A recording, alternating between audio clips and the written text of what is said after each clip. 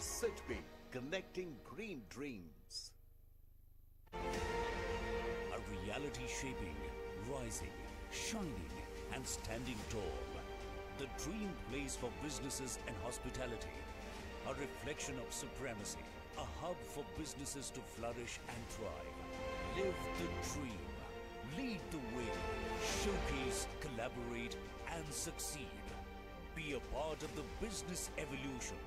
Be a part of global trade revolutions. Many big corporates have already marked their presence at WTC Delhi. Bookings are open. Book your space now.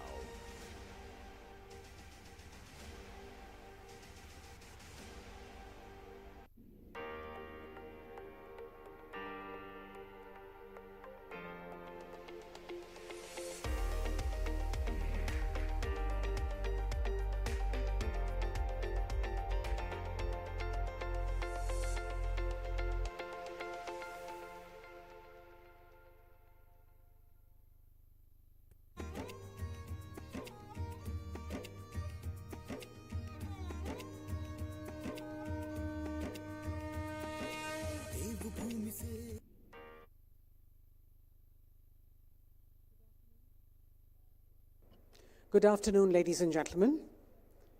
The Hindustan Times Media House welcomes you all to an engaging session with top policy makers and experts as they share their perspectives on accelerating progress on SDGs and global biofuel, one of India's key agenda items as chair of the G20.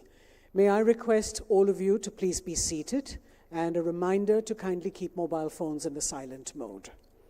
We are indeed delighted to see so many of you, a house full of enthusiastic and passionate individuals who share a common goal of creating a better world for ourselves and future generations.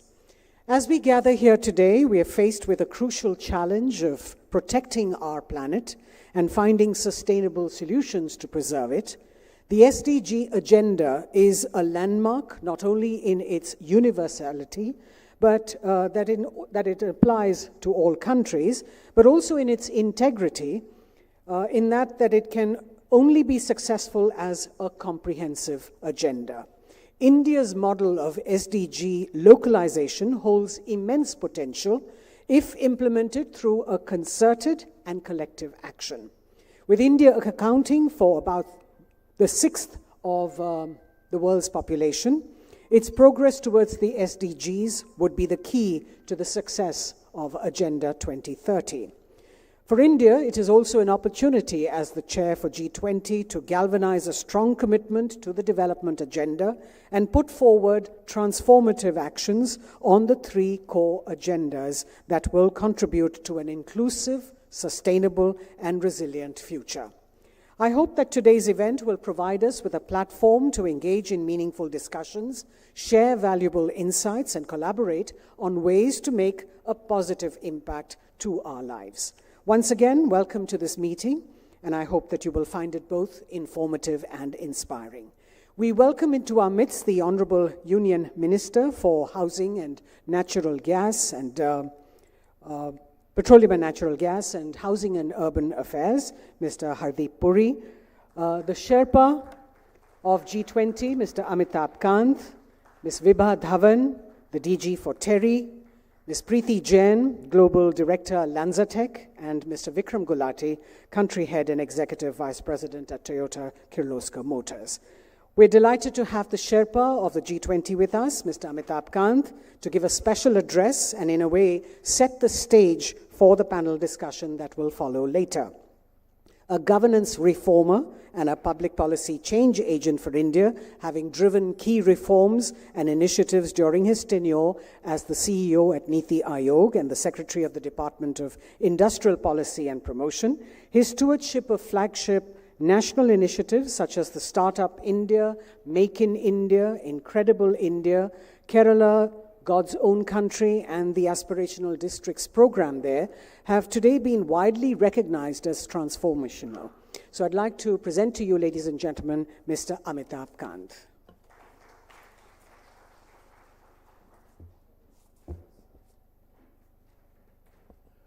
Thanks, Rini. Mr. Hardeep Puri, our distinguished Minister for Petroleum, Natural Gas and Housing, who's a real champion of biofuels in India. Mr. Sukumar, the editor of Hindustan Times, the chief editor, who's been really been a great ambassador of India's G20 Presidency. Vibha Dhawanji, the TERI chief, all the distinguished guests. We also have a very distinguished lawyer from New York, Mr. Batra. Let me welcome him. Let me first extend a very warm welcome to all the participants who've joined us on this very critical meeting, and let me congratulate Hindustan Times for organizing this event during India's G20 presidency.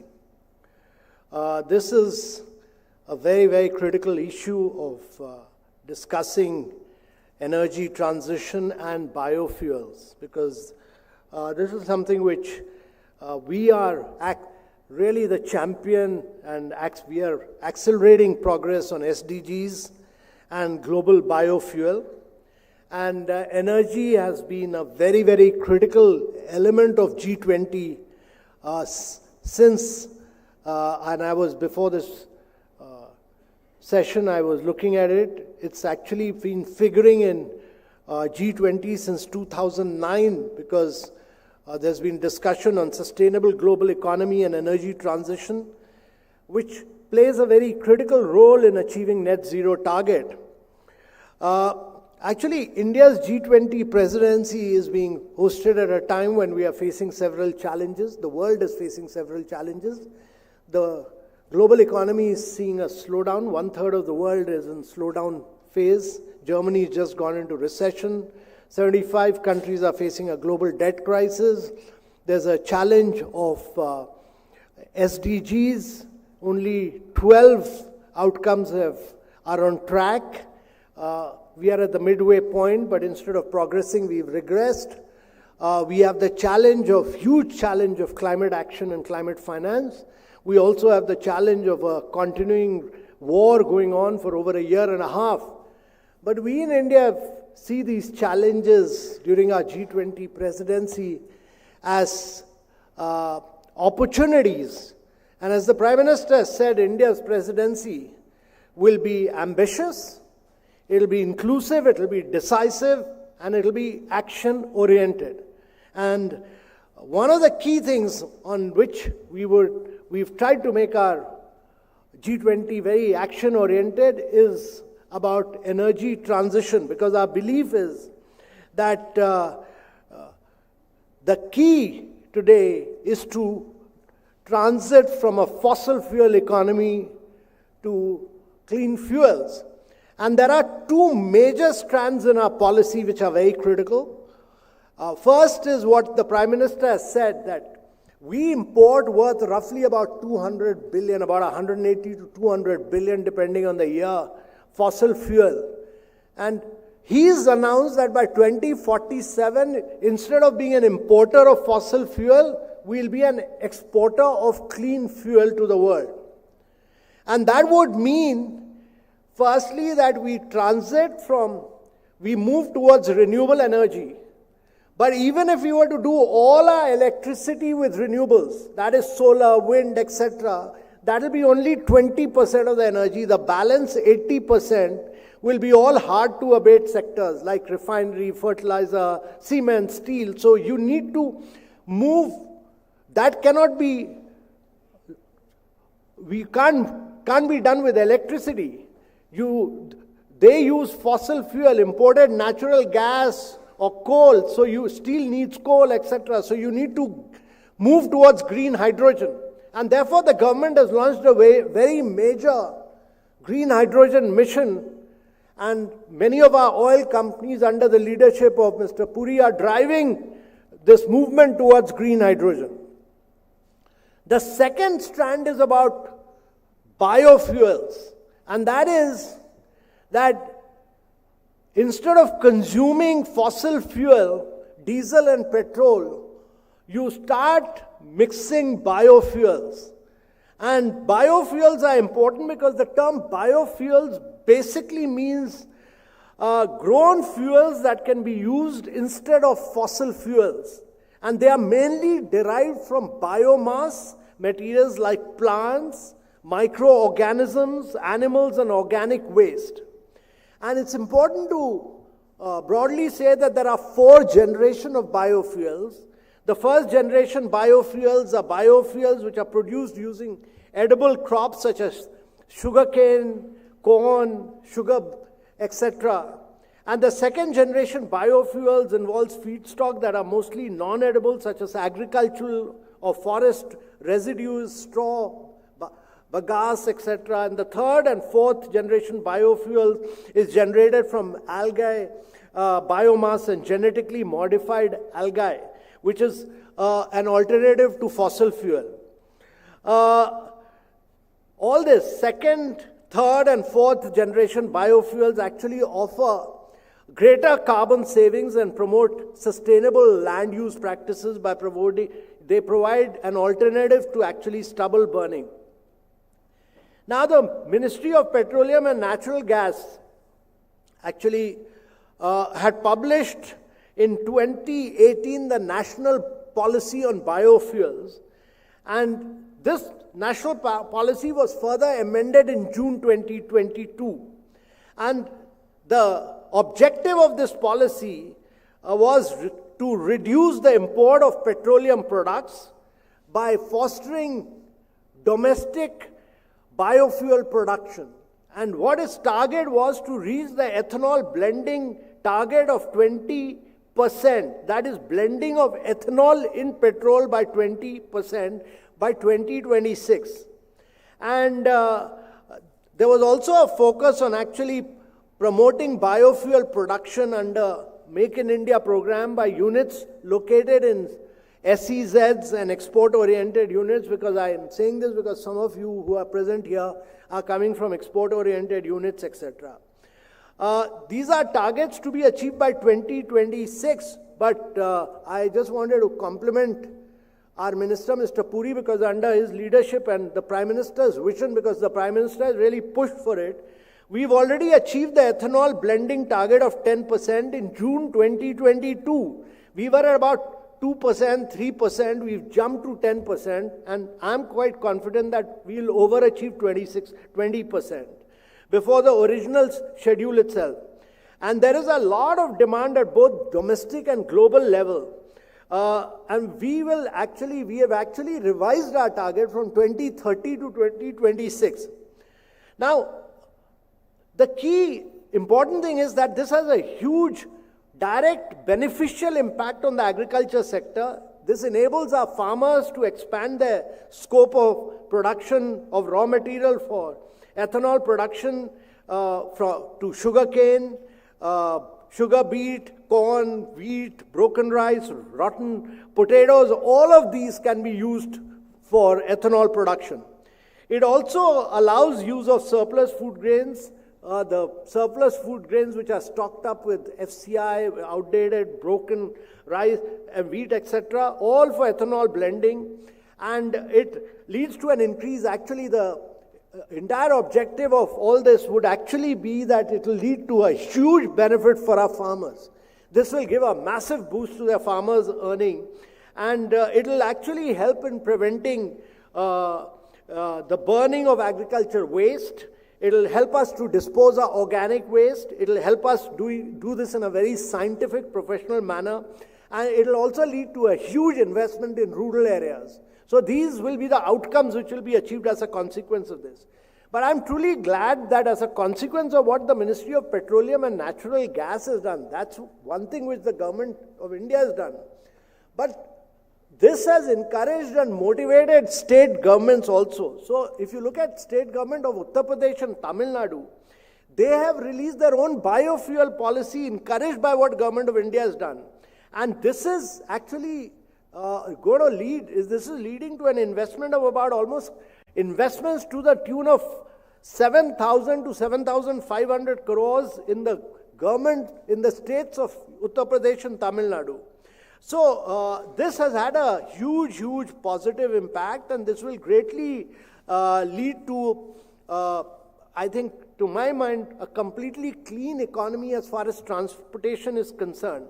And with 20% to be achieved much before 26, from 2030 we brought it to 2026, but I'm sure that under the leadership of the minister, we'll achieve it much earlier, and we'll push for 30, then 40, then 50. And, so this has been a very, very pioneering effort in biofuel. I would also say that there's been very pioneering effort in biofuel research and development. The Indian Institute of Petroleum, the Indian Institute of Science, Education and Research, the National Chemical Laboratory and CSIR, they've all been at the forefront of biofuel research. They're focused on technologies of very efficient conversion of biomass into biofuel and developing novel feedstock, and this has helped us to improve our efficiency, our cost effectiveness, and our sustainability. Actually, biofuels, I would just like to say that it is one of the most advanced alternative sources of energy, and it plays a very critical role in achieving Sustainable Development Goal 7, which is focused on ensuring access to affordable, reliable, sustainable and modern energy for all. That is one of the SDG goals. But biofuel helps us to achieve it because it's a very critical, biofuel is a very critical element in the circular economy that we are creating. It helps us not merely to achieve SDG 7, but it helps us to really convert biofuels by biorefining process, which is very important, which is a very key component of circular economy. Biofuels also play a very key role in achieving SDG 13, which is focused on taking urgent action to combat climate change and its impact. And some recent studies and surveys have shown that biofuels cut greenhouse gas emission by almost 46%. Astounding 46% compared to traditional gasoline, and can significantly bring down the negative effect of global warming, and therefore this is very critical. So two great things that India is doing is, one is that there is a huge political and administrative will to push for green fuels, that is biofuels, green hydrogen, green ammonia, and my view is that India will become the cheapest producer and exporter of green hydrogen because our oil companies are pushing for it. They are bringing the size and scale. We'll become a big champion of biofuels because our oil companies are pushing for it. And therefore, we are transitioning, actually, we are in the process of transitioning into a low-carbon future with the fuels of the future. These are all what is known as the fuels of the future. There will be challenges as we go along. There will be challenges of transportation and storage. There will be challenges of infrastructure. There will be challenges of assurance about futures market demand. But I am absolutely clear that there are a huge number of investors. The kind of interest and enthusiasm I've seen for biofuels and ethanol blending, and the number of ethanol plants that are being put up all over India, because there's a short purchase from the oil companies and the government. This kind of a demand, this kind of an interest, this kind of enthusiasm I've never seen in creating. So what the government of India has done is created the market for all of you. And therefore, one of the key elements of our G20 presidency is really to build a global alliance for biofuels, which is aimed at intensifying the use of sustainable biofuels. And this again is being driven by the minister. This is one of our agendas in the energy ministerial meeting, which is scheduled to take place in Goa on July 2023. And this will really pave the way for Make in India, leading to reduction in import of petroleum products by generation of more and more biofuels. This is really a vision of energy independence. This is a vision of Make in India. This is a vision of Atmanirbhar Bharat, all of them combined together to make India lead the world in energy transition. We've already done 175 gigawatt of renewable energy. We have achieved our NDC targets. We are the only G20 country to achieve it 9 years ahead of schedule. We are a leader in climate change, and with biofuel leadership, with green hydrogen leadership, we'll truly be driving the world as far as energy transition is concerned. So I really want to thank Hindustan Times for this great initiative, bringing biofuels right in the forefront of our energy transition and of driving and growth and energy transition in India. Thank you very much, ladies and gentlemen.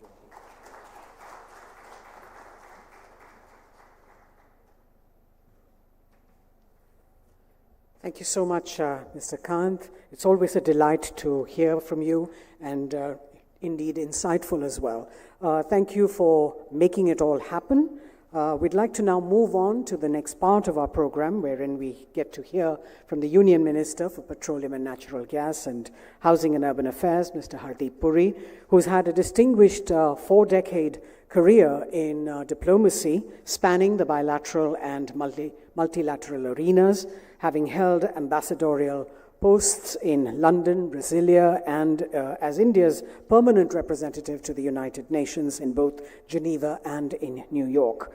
In 2014, he had joined politics and is now in his second term in the government led by Mr. Modi. So I'd like to now invite Mr. Hardeep Puri to please give the keynote address.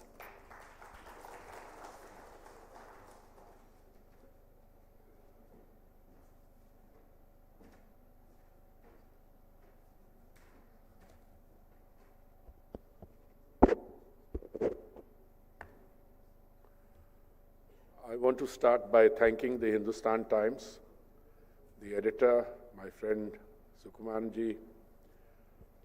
Thank you, Amitabh, for collaborating with Hindustan Times. And I want to thank all the other distinguished contributors to not only the discussion today, but to the entire ecosystem of biofuels. I can't name everyone, but I would be really remiss if I didn't recognize these two ladies here, DG of Terry. But let me try and start with some context setting. And that context setting should, I think, briefly try and capture what we attempted earlier, why we are succeeding today, and where we are planning to take this to. Under Amitabh's very energetic and professionally focused Sherpa-ship, is there any such term, Amitabh? A term called Sherpa-ship, but his role as Sherpa of the G20, we are going to open an international, global biofuels alliance. We're going to open that for signature. And I think that is and I believe that will be a landmark. And therefore, I want to start with a little story, a personal anecdote. I'm told that as you get older, you are more liable to tell stories, but this one I think is contextual, you'll forgive me. Many years ago, I had the privilege of being posted as India's ambassador to Brazil. That in and of itself, I think, was an accident because we had two foreign service officers at that level available. One was Japanese speaking and one was Portuguese speaking. And we had a minister who maybe had a sense of innovation. He posted the Japanese speaking officer, which was me, to Brazil, and the Portuguese speaking officer to Tokyo as ambassador. Well, some people smarted and said, somebody's trying to fix someone. I took it with with a healthy spirit. I said that this is an opportunity for me to learn.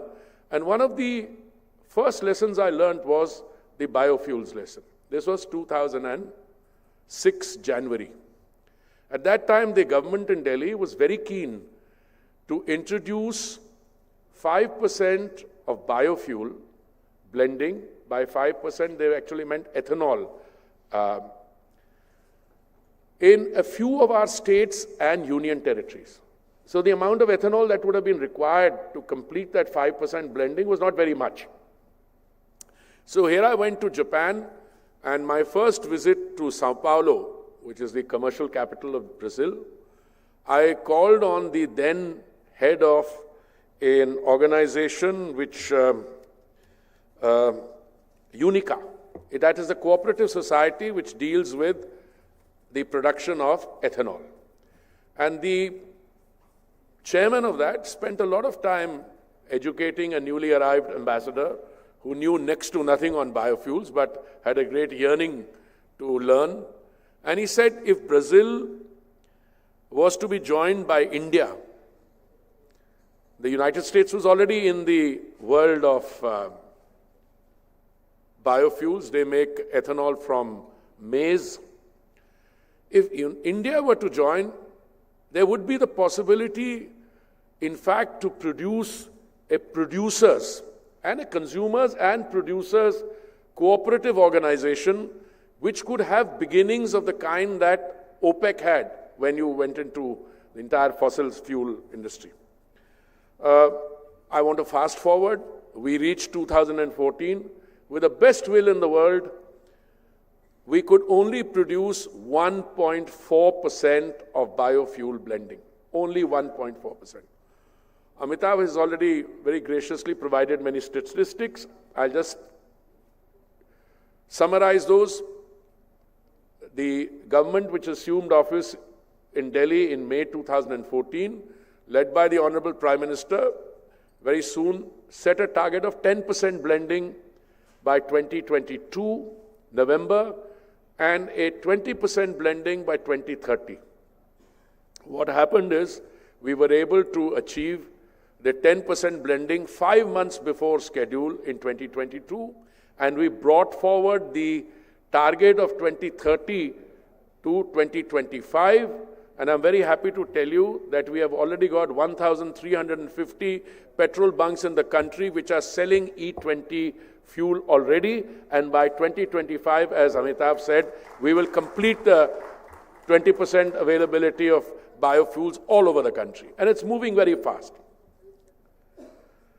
Why is this of importance? Now, even if I were not the Petroleum and Natural Gas Minister, I would still say it's important, because if you look at the figures, some of the statistics are mind-boggling. Why is energy important? I think we're all very clear. If an economy is growing, your energy consumption will increase. If your energy consumption is growing, conversely, it is very clear that you are doing well as a country. Global energy growth, I think today is at around 1% per year. Ours is 3 times that. Roughly about 100 million barrels of crude oil, 100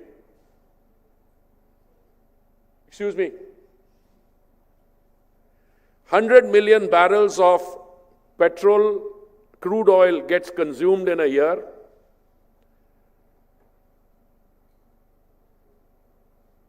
It's a very price-sensitive commodity. 2 months ago, OPEC cut production by 1 million barrels a day. Last month, they cut it by 1.6 million barrels a day. This kind of production cut, if you argue with them, they say, no, we don't determine the price. We only determine the amount of crude oil to be released. But if you are a student of the market, you know what one leads to the other. But somehow the prices have remained controlled. I'll come to that separately. India consumes roughly 5 million barrels a day. But whilst world consumption may be static or coming down, including in big economies, our consumption is going up by the day. This 5 million barrels a day consumption will become 6 million, become 6.5 million, and so on. Now, let me fast forward to where biofuels come in.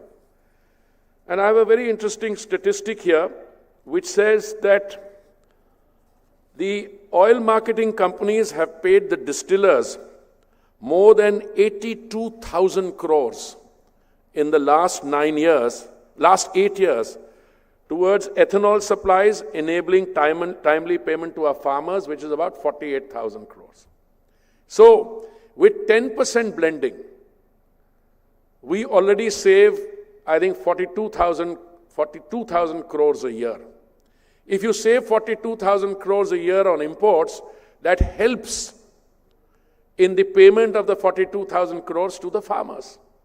Now, if you take that to 20% blending, now I can't anticipate what the price will be internationally, but it stands to reason both the payments to the farmers will increase. The submission I'm making to you, ladies and gentlemen, is that in India, the biofuel story is also a story to the support to our agriculture sector. I think Amitabh very nicely ran you through this different generations of biofuels. The first generation was clear. You went to sugar, first molasses, then sugar cane, and so, sugar, etc. A few months ago, I had the privilege of participating in a biofuels plant, a 2G plant in Panipat, which the Honorable Prime Minister inaugurated virtually, and that one produces ethanol from agricultural waste, what we call parali. Those of you like me who live in Delhi and get choked every winter, the idea is to take that off the thing and produce ethanol out of it. Now you have, I believe, I shouldn't say this, but you will have an important visitor. I can't go into the details. We're looking at 3G plants, and it'll be the first 3G plants in the world. I now want to fast forward. What are we planning to do now? First of all, let me say that India will account, and that is the importance in the context setting, India will account for 25% of the global demand growth until 2040, which means whatever growth, whatever demand will be generated additionally from now to 2040, 25% of that will come from India. Now, forget for a moment what figures are. Today, every day, 6 crore Indian citizens go to the petrol pump to fill up. 6 crore. Now, that's why Amitabh's emphasis on biofuels, green hydrogen, and I'll come to that in a minute. But today, we are very, it's with great humility I say this, but I think this biofuels, because of the Global Biofuels Alliance, this is an idea whose time has finally come. Because today, when Brazil, United States, and India sign up to the Biofuels Alliance, that would constitute, if figures that have been provided are right, 85% of the global production of ethanol. USA produces 55%, Brazil produces 27%, India today produces only 3%, but India is the fastest and maximum potential story. Because when we go to 20%, it will be this thing. It goes up massively. But now I want to come to another point. Why did we start talking about 20%? If I may be permitted to conjecture, hindsight, I think whenever you set targets, you want to be careful. Actually, a 10% target appeared very ambitious when you couldn't do 2%, as Amitabh was saying. So 10% was, but as you progress towards 10%, then suddenly the 20% target thing. So when the 20% target was 2030 and you brought it to 2025, it gives you the confidence. So I'm going to make a confession in a public forum like this, with many of you recording this, that I think we are slowly but surely losing our inhibition and some mental block that we might have on that 20% blending thing. We, I think, with the benefit of hindsight, set that 20% because the automobile manufacturers told us that the same car engine, automobile engine, will easily take blending up to 20%. They were right. Today, 20% blended fuel is being sold in 1,350 grams, and it's working. We're also looking at technologies to boost that. But I'm coming to another point. Recently, I had the privilege of welcoming a flight of one of the airlines which was flying from Pune to Delhi using 1% blended sustainable aviation fuel. Now, I was talking to Gadkari ji yesterday in a program, interactive session, and we were wondering, if you make 1% blended SAF, sustainable aviation fuel, mandatory as part of policy, you will require what? 14 crore liters of additional ethanol. Please imagine how much of a boost that gives to our agricultural sector. And I think we are in the process of moving there. Why did we stop at 20%? As I said, the automobile manufacturers told us that nahi 20% se upar. But now I find the same manufacturers who were selling flexi-fuel cars to Brazil, where I spent 2.5 years, are now sending you cars which are E85 or E100. In other words, that inhibition which came from the constraint in the automobile engine, that seems to no longer be a constraint, and today you can enhance your biofuel production.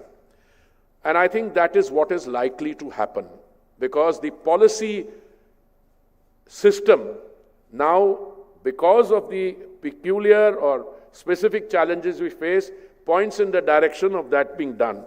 What will happen when we open up the Biofuels Alliance for signature?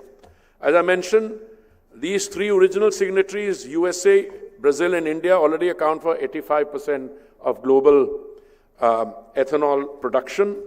What will the alliance attempt to do? And that, I think, is something that we need to start focusing on. We have received strong support from several countries which are willing to join the alliance.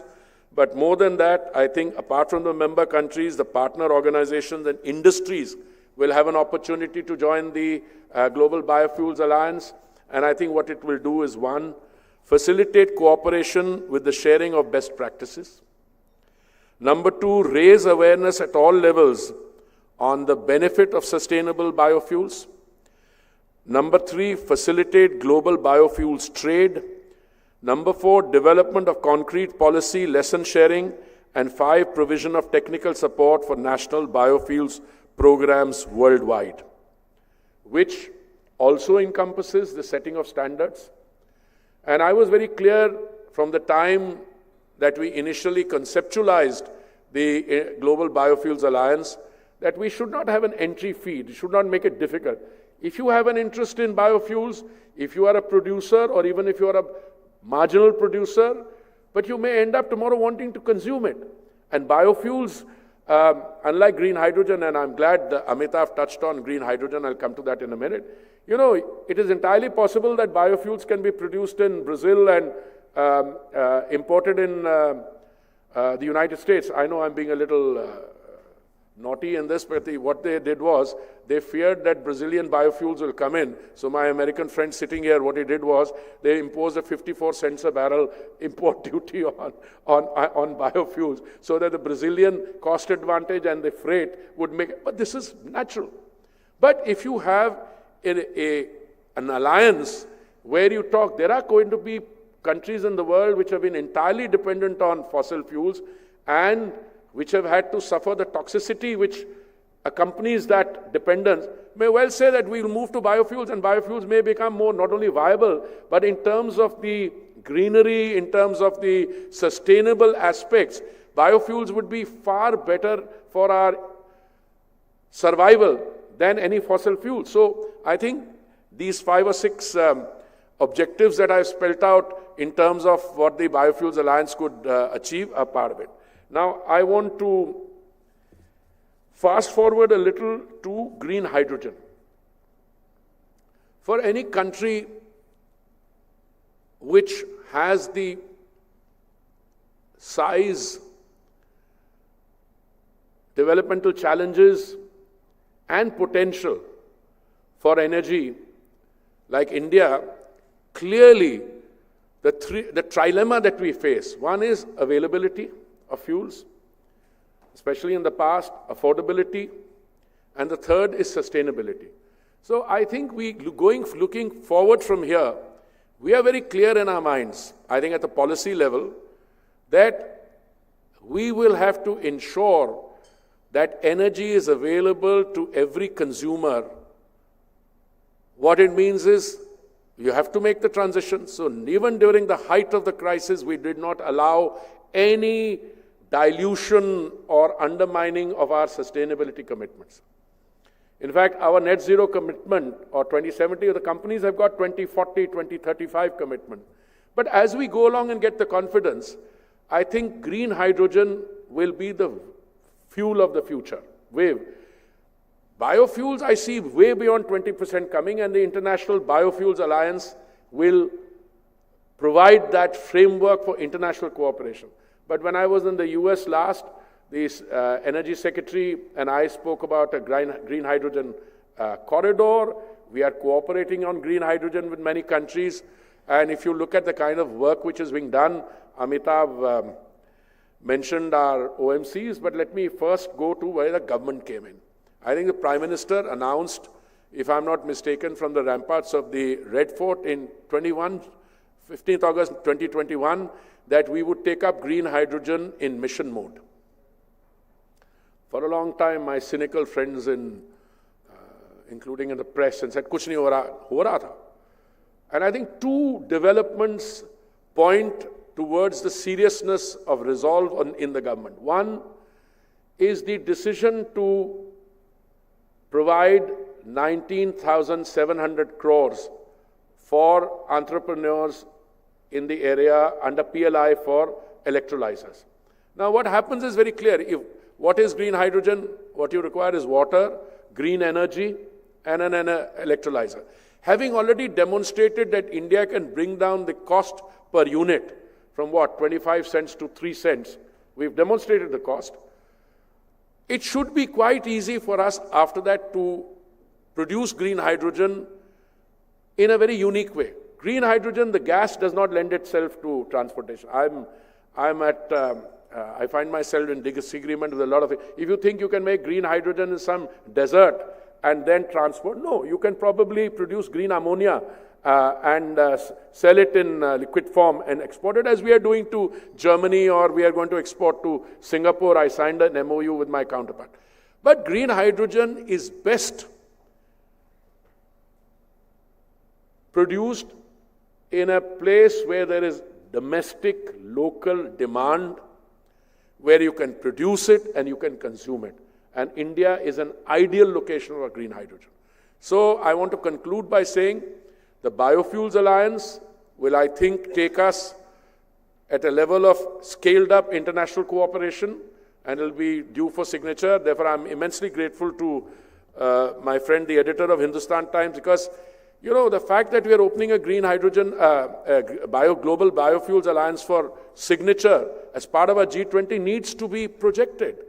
Equally, that this is one part of the evolving ecosystem with green hydrogen, etc. And I'm very confident that, if you import energy worth several $100 billion a year, just imagine the difference it would make. Because if you look at the import bill where energy comes in, if you can reduce that import bill, equally we are exporting energy now, but that's a different factor. I mean, I think our companies have become very resilient.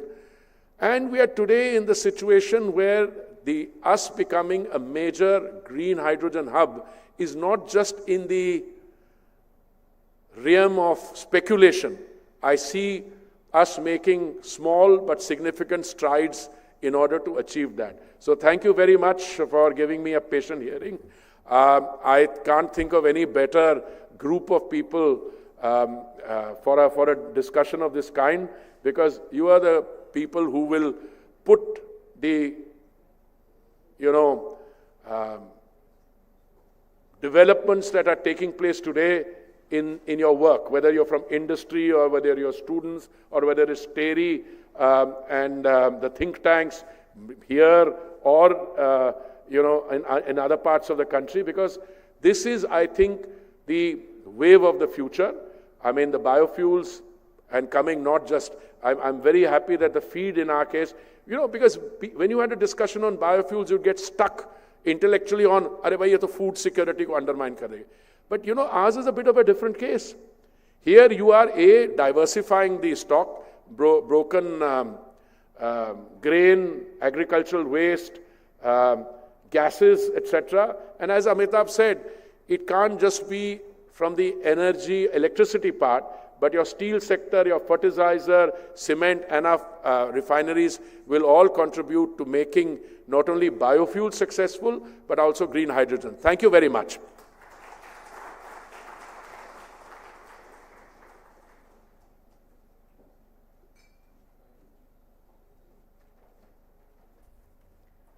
Thank you very much, Mr. Puri and Mr. Kant, for really setting the stage for our panel discussion, which is going to follow any moment now. We're just going to set the stage for our panelists to join us. But a lot of relevant points that have been raised, and I'm hoping that our panelists will get adequate time to discuss that and take it forward and look at what is on the ground, the reality on the ground, and what we can achieve. The targets have been set high for us. So we move on now to our panel, and I'd like to invite our panelists to join me up on stage as I introduce them as well to you. Dr. Vibha Dhawan on the panel with us, distinguished scientist and accomplished academician with a strong commitment to research, policy development, and sustainable resource management.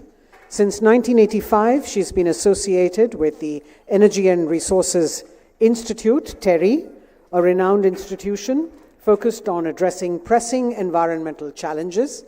Dr. Dhawan's illustrious career includes serving as the Vice Chancellor of TERI School of Advanced Studies, and her contributions to the field have been widely recognized. She's also a Fellow of the National Academy of Sciences, and in addition to her role at TERI, Dr. Dhawan holds prominent positions as a task force member of various committees, including the Department of Biotechnology, the Biotechnology Industry Research Assistance Council, which is BIRAC, and the Biotech Consortium India Limited.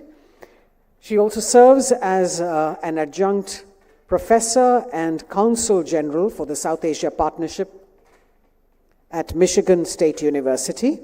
So Dr. Vibha Dhawan's expertise and extensive involvement in academia and policy make her an invaluable asset in addressing critical issues at the national and international levels. We are now joined by Dr. Preeti Jain, a globally recognized leader in the field of carbon capture and transformation, currently serving as the Global Director, Policy, Chemicals and Carbon Solution at LanzaTech, which is at the forefront of creating a sustainable future by developing innovative carbon capture technologies. Dr. Jain actively contributes to the World Economic Forum's agenda, advocating for effective and evidence-based approaches to address environmental challenges. And over the course of her impressive 20-year career, she has gained diverse and extensive experience across various regions, including Southeast Asia, the Middle East, and the United States. And her expertise spans multiple sectors, including refining and petrochemicals, renewable energy, research and development, and international advisory roles. We also have with us Mr. Vikram Gulati, currently at the helm of Toyota Kirloskar Motor as the country head and executive vice president of corporate affairs and governance. With a unique career trajectory that blends a strong educational foundation and extensive experience in both the public and private sectors, he brings a wealth of knowledge and expertise to his role. Prior to his remarkable journey in the corporate world, it's interesting to know that he served as a civil servant, accumulating a rich and diverse experience spanning over 22 years in various capacities within the government. And this invaluable experience has shaped his understanding of governance, of policy making, and the intricate workings of the public sector. Now as a key leader at TKM, he leverages his multidimensional expertise to drive innovation, foster corporate excellence, and contribute to the success of one of India's leading automobile manufacturers and in shaping the future of the automotive industry. To moderate this discussion, we have with us Ms. Sunetra Chaudhary, the National Political Editor at Hindustan Times, an accomplished journalist and author. She began her career with the Indian Express, and her insatiable appetite for storytelling made her transition to the realm of television news, finding her place at NDTV. A defining moment in her career unfolded during the 2009 election campaign when Sunetra traversed the length and breadth of the country aboard a bus for about 2 months, immersing herself in the unfolding political landscape. And she's authored several books. Her exceptional contributions to journalism have been acknowledged through accolades such as the 2016 Red Ink Award and her selection as the esteemed Jefferson Fellow in 2018. So, Sunetra, the stage is yours. Thank you, Rini.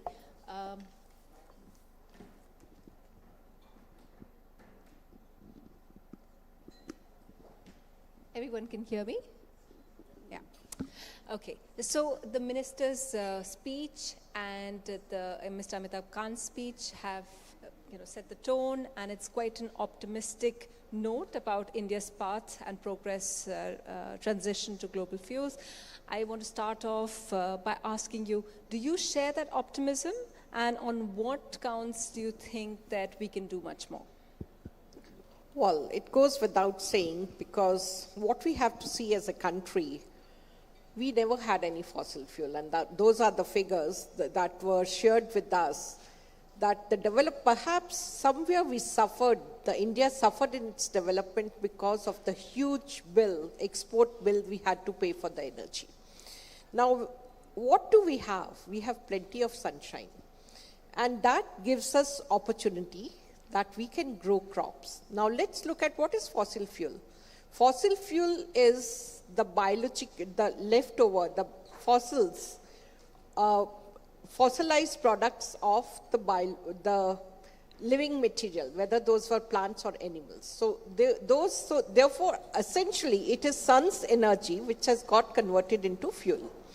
Now, when we look at what do we have today, we have plenty of sunshine, and therefore we can grow crops. Very rightly mentioned both by Amitabh Kant and the minister, what we are looking at, that these crops or the crop residue, I'll say more of crop residue, if that can be converted into fuel, then it's win-win situation. Now, what do plants do? And it's simple biology lesson which we all learn in primary class. It is carbon dioxide plus water that gives us glucose molecule. So it is CO2 and water. So C6H12. So you get glucose molecule, which can then be converted into fuel, or the biofuel, what we call.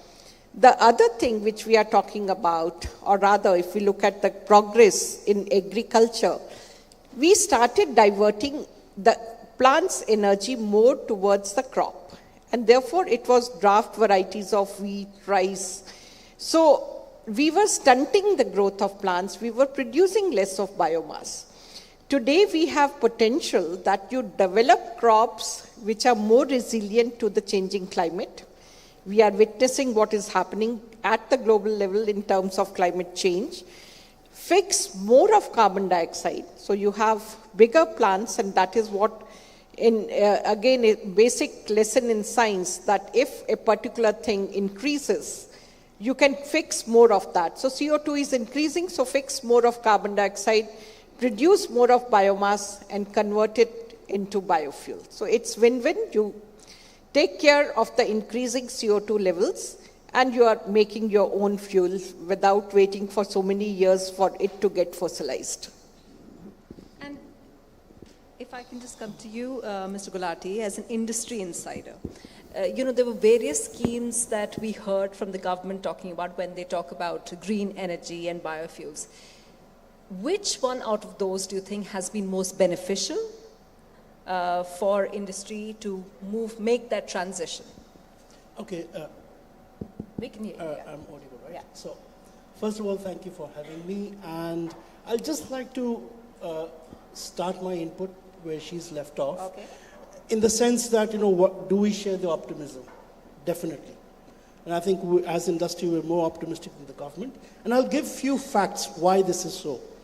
You see, today, the auto sector, car sector, let's say the cars, 4 million cars sold per year. That's 99% is fossil fuel based. Yeah. Going forward, we're growing. It's going to likely to become 8 to 9 million by 2030. One key fact that we must all recognize, whether it's industry, whether it's government, whether it's society, this current pathway to growth, which is based on fossil fuel, is not sustainable. It simply doesn't add up. It doesn't add up from an economic point of view. It doesn't add up from environment point of view. So therefore, an energy transition is inevitable. Now, you have various energy pathways. You have electricity, and you can take the electric mobility route. You have biofuels, and you can take that particular route. And you have hydrogen, and you may have a few more like gaseous fuels, etc. Now, one clear fact from the first two facts that I mentioned, the scale of what we are and the scale that we are growing and the scale of increase in energy means that you have to basically change now and you have to change at scale. What that means is you've got to look at each of these energy pathways and you've got to determine for your country, for your context, which is the pathway which will enable you to do such a transition in a short time, no disruption, with added advantages to the economy and at scale. And my answer to that would be biofuels right now. And I'll explain why. The feedstock is totally local.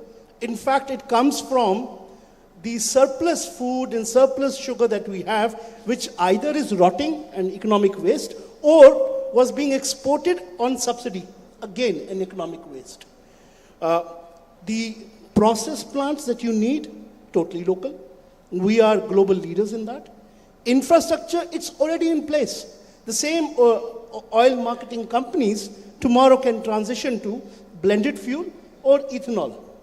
As far as automobile companies are concerned, it means changing the engine, which runs on gasoline today, to be able to take that E20 first, and then later on to be able to take a flexi fuel mix, which goes beyond E20. And this is not a technological challenge. You need a lead time. And what's best about this is as India, as automotive industry in India, we are global leaders in terms of these technologies. So there is no barrier for us to transition to this. And hence, in my opinion, only thing that needs to be done perhaps is some amount of policy tweaking which enables consumer offtake of this new energy pathway. And therefore, this can become perhaps a unique setting where we can transition very rapidly to a sustainable. What kind of future. policy tweaking are you talking about? Well, right now, if you look at the policies, they're based on a different era. These policies, all of the policies do not holistically look at either the societal good, what you're trying to achieve, or societal goals, which is clear now. Societal goals is about lowering carbon emissions. It's about shifting away from fossil fuels. If these two goals, which are basically the same thing, there's no difference. If you take as the basis of framing policy today, you can make policies, taxation policies, which are around carbon taxation, or which reward or punish amount of fossil fuel that you're using or carbon that you're emitting, which enables a consumer to buy a technology which is greener and which invariably will be slightly more expensive. So that's what I'm talking about. Preeti Jain, if I can come to you. Is it fair to say that the intention, as is evident from speaking to various stakeholders and looking at the progress that we are meeting, intention is definitely there, but a big problem is that this is very capital intensive and is very, very expensive. So how does one get around that? Thanks, Sunitra, and thanks to HT team for having us here at this platform, and thanks to the audience, to hear all these thoughts. Before I share my, view on that, capital intensity and all those things, I think what we heard from Mr. Kant and Minister Puri was really very, encouraging. because they are looking at biofuel ecosystem not just from one generation, 1G, 2G, 3G, 4G. And to be honest, I have never heard, people in the policy talking that extensively about the ecosystem. And we as a player are in that 3G and 4G category, I would say, is because as a technology player, what we do essentially is we take waste carbon in agri residue, municipal solid waste, industrial emissions, and we transform that into sustainable fuel ethanol. So we can say we are essentially into advanced biofuels technology. And if 10 years down the line we are looking for industry biofuels 2.0, advanced biofuel technologies are going to play a very important role.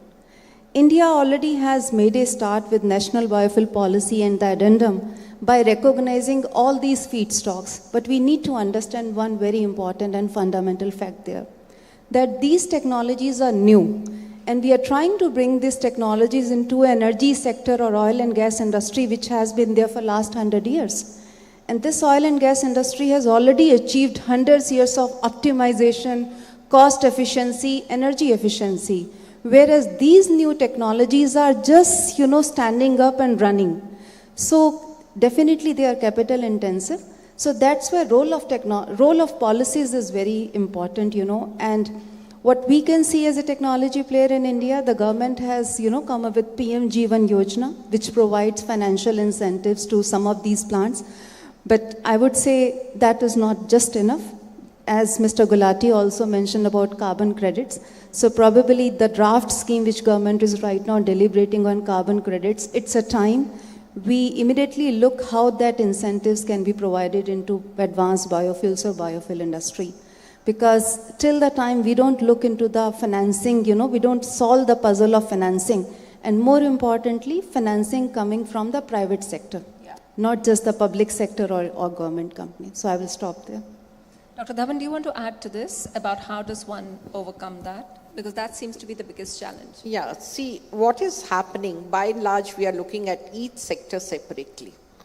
When we look at biofuels, I'll say even from the government side, oil company side, somewhere it is the excise duty. And therefore, the actual cost of material, the biofuel, is not the selling price of petrol or diesel. It is the price which is without excise, which is almost 50% of the selling price of petrol.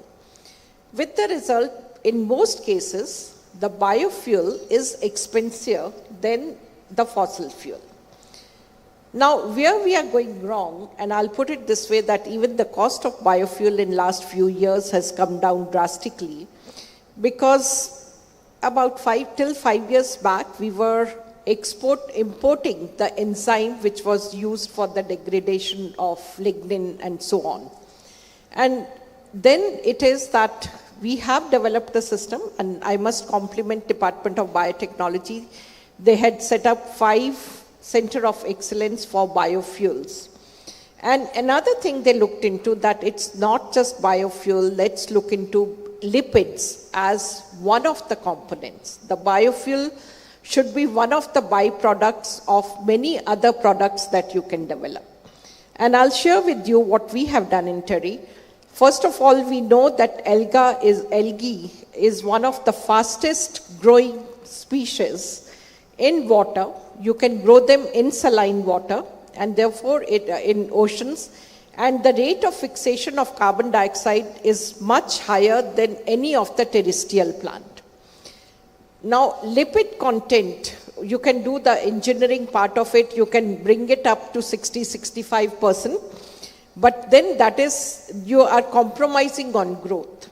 So the study was, you should have a very fast growing algal strain, and you develop methodology or engineering part of it, metabolic engineering, that it grows fast. Compromised on lipid content just to 20-22%. Remaining part is rich in protein. One of the strains gave us that if you feed that to the kettle, the 10 rupees get converted. 10 rupees feed gives you a liter more of milk every day, and 1% increase in fat production, along with the immune system of the animal. So it's a win-win. And then we got the leftover. So we have done de-oiled algal cake. You use it for bioplastic. There are so many other platform chemicals, glycerol, and so on. So the entire process pays for itself because you are getting 10 different products, each getting you some money. So then biofuel becomes economically viable. Now, the other thing where we lose is that the health department works independent of the fuel sector. Sure. So with the result, we are not worried about what is happening to lungs of the citizens in this country. What is this air pollution? If you burn parali, it's basically choking. So all of us have cough during winter months. The moment we add that, again, that is something at the government level. And the third most important thing is that when you talk of agriculture residues, they are the waste, a vast amount of waste, which, and I hate to use the word waste, I'll say the unutilized one. So that is actually a wealth, but what it requires is that you have to work on the entire value chain. You must have a system of collecting agriculture residue, storing it, ensuring that something or the other is available in a particular month, and thereafter it is utilized. Because see, if you develop one product, it's going to cause, or rather the waste is going to become a big problem. And I'll like to add here that why biofuels are very important, and I actually rank them higher than renewable energy. Because today we are talking of solar, again, a blessed country with a lot of sunshine, and therefore cost of solar in India perhaps is 50% of that in Europe. But what is going to happen with all the solar panels we are fixing today? You require steel to fix solar panels. Solar panels use rare minerals. Where are we going to get them from? And the huge masses of solar panels, how are we going to treat that material? While in case of biogas, or in case of biofuels, there is going to be no waste. You are using every part of it, so you are not going to create any problems for the future. Mr. Gulati, since you're the auto person over here, one very visible sign of our transition and the road towards net zero is, of course, EVs. But the numbers seem quite underwhelming, really. What is it that's required, or what's stopping it from, accelerating that? Well, right now, plenty. So let me start. It's a very long list. And I don't want to run down any technology. Technologies evolve and therefore they will come. Right now, if you look at it in terms of the entire value chain, it's dominated by a particular country. From raw materials that make up the cathode, the electrode, the electrolyte, the separators, that technology is far ahead in that particular country. So therefore, there is a technology barrier. Plus, even in China today, the offtake has taken off pretty well, but it's cost a huge amount of money. I was reading today somewhere, probably it's cost them something like $27 billion in subsidies to reach where they are today, which is not too far. I mean, 12-13% penetration per year. And as they increase the subsidy for coming years, it's estimated they would need huge amounts of more money, something like to the tune of $87 to $100 billion. So the second point is the cost effectiveness, because the technology still hasn't become cost effective vis-a-vis the traditional technologies. So therefore, they need subsidization. Last but not the least is a bit about the convenience. You need to charge, and you need that charge to carry you a certain distance without inconveniencing you. So it's time of how much time it takes to charge and how much far you can get away from charge. That's still a technological barrier. These will be overcome over a period of time, but it's still some distance away. So that's why I said if you look at for India today, if there is a technology or energy pathway rather, which is more suited, which is here, which is now, which can give you scale, which can give you leadership, it really is biofuels, because it's a low-hanging fruit. And last bit, what is it that we're trying to achieve? We all say we're fighting, climate change, and we want to reduce carbon emissions. And I take this point from what Madam just said. It's not just the tailpipe you've got to look at. It's the whole impact, the life cycle. Even if I don't go to the life cycle and just do well to wheel, taking into account the carbon emission associated with the energy part of it, and this number comes from Brazil, the well-to-wheel carbon emission for an electrified flexi-fuel vehicle running on 100% ethanol is 29 grams to a kilometer. Carbon emission intensity of a flexi-fuel vehicle running on E100, 100% ethanol, is something around 58, 55 grams to a kilometer. That for an electric running on 2017 energy mix of Europe is around 90, 85, 90. Likely to come down to something around 70 plus by 2030 energy mix. So you've really got to look at the issue also in terms of the outcome, the real outcome that you're trying to address, which is fossil fuel substitution and carbon emission mitigation. Preeti Jain, I remember when we were talking about this in a run-up to prepare for today's discussion, I was surprised to hear the Minister talk about aviation, Yes. And it's something that you said that your company was working on. Do you want to tell people? Because, in a research to this, I read up on how aviation, and using biofuels or alternative greener fuels, even in the next 10 years, we're looking at really short flights. So how feasible or realistic is the concept of having this? Yeah. No, thanks. That's a great question, because biofuel shouldn't be just looked from a road transport point of view. Aviation, which is hard to decarbonize sector, Mr. Kant already highlighted hard to decarbonize sector, is a very important sector where biofuels can be a game changer. And when I look at the aviation industry, by the way, it's right now the CORSIA, which is Carbon Offset and Emission Reduction Scheme, is only applicable for the long haul flight.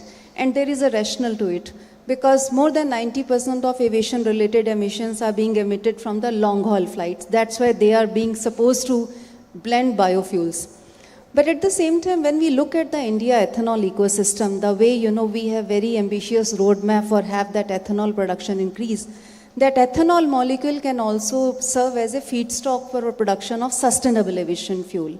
And road transport will have many solutions, going forward, 10 years down the line, electric vehicles, hydrogen. But aviation sector doesn't have many options. So we need to rationalize our choices of the biofuels. Which sector is priority for us? That is very important when we decide on the roadmap 10 years down the line. So coming back to sustainable aviation fuel, that's a very, significant economic opportunity. By 2050, this market is expected to be almost $50 billion US market.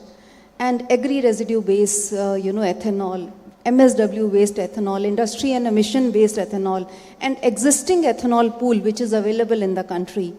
If we can rationalize that allocation and start producing sustainable aviation fuel, not just for our own demand, but also meeting demand for global carriers, it can be a huge economic opportunity. And by the way, we just heard Mr. Gulati mentioning about LCA. So when you use these carbon negative feedstocks, the emission reduction can be almost 70 to 80%. And the contrail formation, by the way, when planes, fly at a high altitude, they leave this, white line, which is known as contrail, which is basically particulate matter, and they have the climate change, ability which happens there. When you use sustainable aviation fuel, especially, which is being produced from ethanol, a class of synthetic paraffinic kerosene, since I'm a chemist, so I am sharing that, they can reduce these contrails almost 95%. So you are using, end-to-end conversion of waste to create a value-added product and truly meeting SDG. Economic, social, and environment.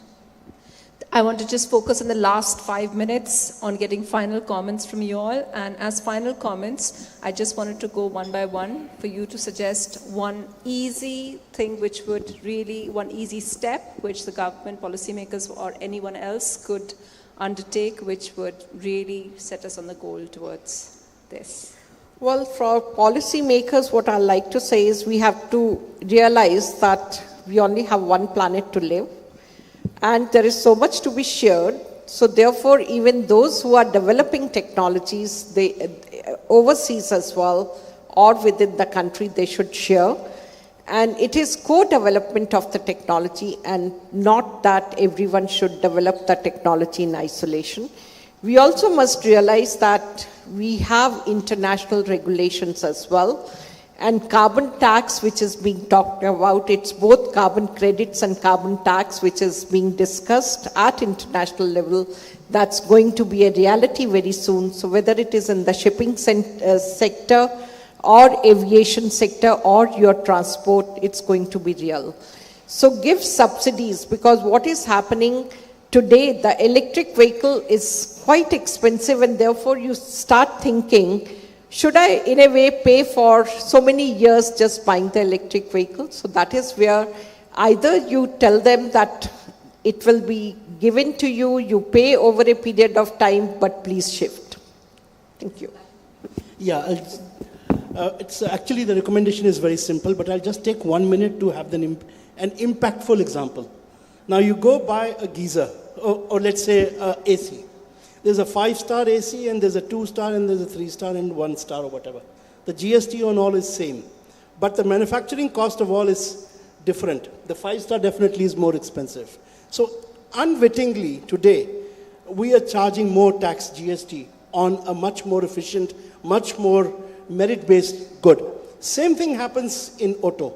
So you've got to have merit-based taxation, tax the vehicles based upon the amount of, let's say, fossil fuel consumed or carbon emitted. This is actually calculated and captured and reported to the government, so it's not difficult. And this merit-based taxation ultimately has to go towards a taxation GST rate which depends upon the carbon emitted, which is a measure of fossil fuel. This is currently being done globally. 24 countries in Europe out of 27 do it. Even Thailand and Indonesia do it. So we can do this. We can transform our sector if we do that. Great idea. Yeah. So I would like to build upon my fellow panelist comment and answer your question in a different way. Today we know that 90% of global population is covered by net zero targets, right? And we want to reach there by 2050 or 2070, where 75% contribution will come from new technologies. Which technologies? Some of them are not even born there, right? So in the biofuel space and biofuel industry 2.0, I think it's time to have those technology play a very important role. And agri residue we all spoke about. If you allow those technologies, which are even today in the Indian market, there is a number, which we worked out, around 700. I'm repeating that number, 100 KLPD biorefineries can be built using that agri residue to produce ethanol. And that will be a step away from a centralized unit of production to a distributed unit of production, truly helping agrarian economy. So that is something I think at a policy level we can do. The other point which I would like to leave on the table is sustainable aviation fuel definitely is the need of our. Dr. Dhawan rightly mentioned about, the global norms, and we are a part of there. When I look at other countries, because we have presence in US, Europe, I saw in the last 1 decade, there is 140% increase in the biochemicals in Europe, which is, by the way, a green and premium market. Probably we need to start looking at bioindustry from a biochemical point of view. Ethanol is an excellent molecule, but also it's also an excellent platform chemical to make chemicals. So probably, more brainstorming that how India, who is already a leader, can have an exponential increase in the biofuel production in the country. So I will stop there.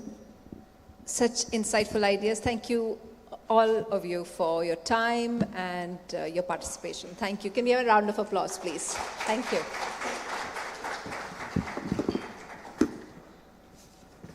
Thank you, Sunetra. Thank you to our esteemed panelists for all that discussion, which has thrown up so many ideas now. Ladies and gentlemen, we've come to a close to this event, Agenda G20. We'd like to request you all to please join us for tea and refreshments outside. Thank you very much.